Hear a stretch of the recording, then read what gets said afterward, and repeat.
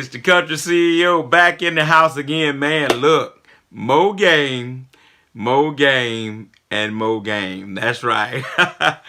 Look, guys, girls, I'm glad to be back in the house with you once again. This begins a new series, a collection of videos in the month of July. I'm excited about all the material I got ready to share with you guys. It's a slew and a bevy of great information that I hope that you'll find some value in. You'll like, subscribe, and those of you who are already subscribers, share with someone, tell them what's going on the Country CEO channel, right? Right, so look, today's video is about broken windshields. One of you guys asked the question, do something on broken windshields. Again, great subject. I got some experience with some broken windshields, right? All right, so look, it's inevitable if you're in the dump truck business, any trucking really, but specifically in the dump truck business, you're going to have some challenges with broken windshields, right?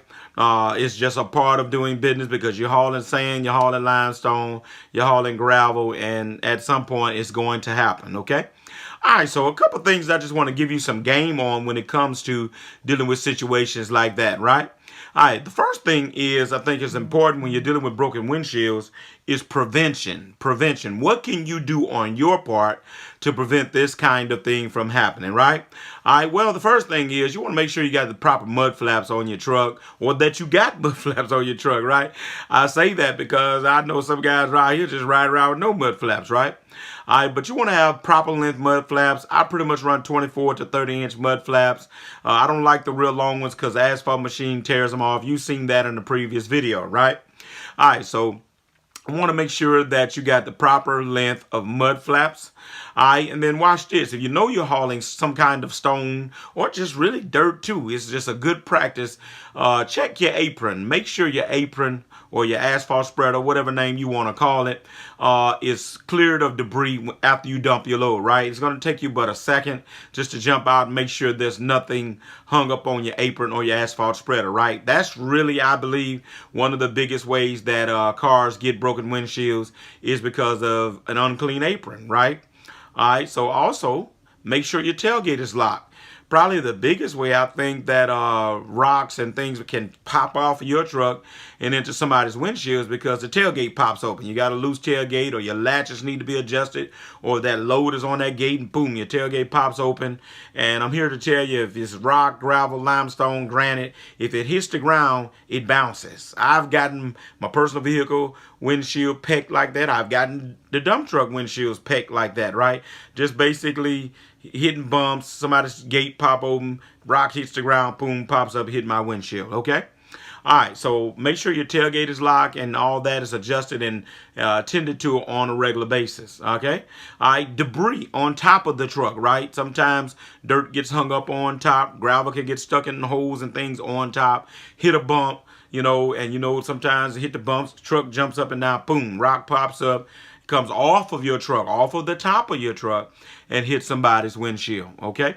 All right, so one of the things you want to make sure you're keeping that clean and that there's no debris on the top of your truck. And then lastly, in prevention, you know, you want to get you one of those signs. We here in Louisiana, we got, you know, guys have signs on the back of their tailgates.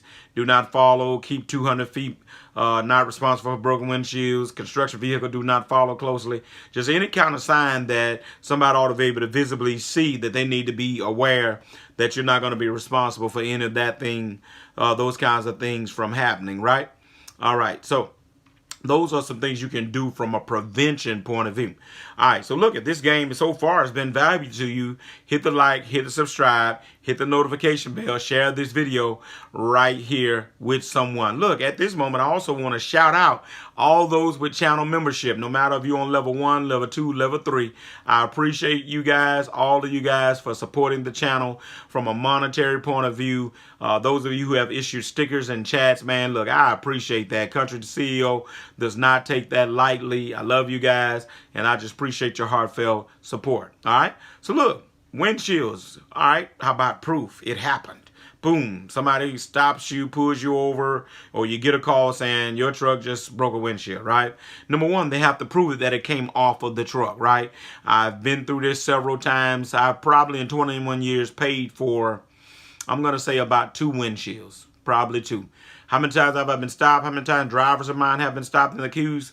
Probably 10 or 12, right? But they could not tell us for indefinitely or definitely, I'm sorry, that it came off of our truck, all right? Had a guy call the police one time, all right? And he said it came off my truck, but my tailgate was locked. He couldn't say for definite it came off my truck. You know, I got out there, I defended myself. The police just told him, said, well, look, sir, you know, he's empty. He doesn't have anything. His tailgate is locked. How do we know for sure, right? Because here goes the nugget. Don't miss it. This is the nugget.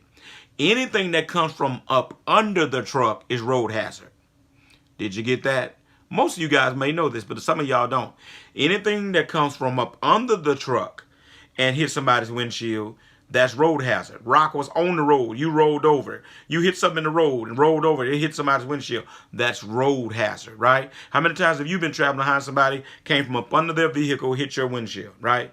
Road hazard. You're not responsible for that. They have to prove it came off of your truck. Then they have to prove that the material that hit their truck, like say for instance, if you hauling dirt, they say a rock hit their windshield. Okay, I'm hauling dirt. All right. All right. So they got to prove it. All right. All right. Again, anything under the truck is road hazard. All right. But if somebody legitimately can prove that, you know, you're hauling gravel and it hit their truck, then you may have to pay for a windshield. I would suggest if that's the case, don't file that little measly stuff on your insurance. Most of the time, $200 or $300 will cover a windshield, right? Like I say, I paid for two. No, I paid for three. I just thought about it. I paid for three. My last one was a Mercedes-Benz. I was hauling gravel, and it happened. Well, my driver, it actually happened. I paid $1,200, y'all, for a Mercedes-Benz windshield out of my pocket. Got a $1,000 deductible on the insurance. Didn't make no sense to file on the insurance. Then that's another claim on the insurance, right? So if you're going to divvy up some money to pay for a windshield, you need to be sure that it came off your truck, not under your truck, okay? All right, they must prove your gate came open, you know, if that's the case, if that's what they're claiming, that kind of stuff. All right, so guys, that's it. Look, in conclusion, prevention is the key. Mud flaps, sign, you know, cleaning your apron off, those kinds of things. Do your part, and that'll limit the opportunity for somebody to take advantage. Because let me put this game on you.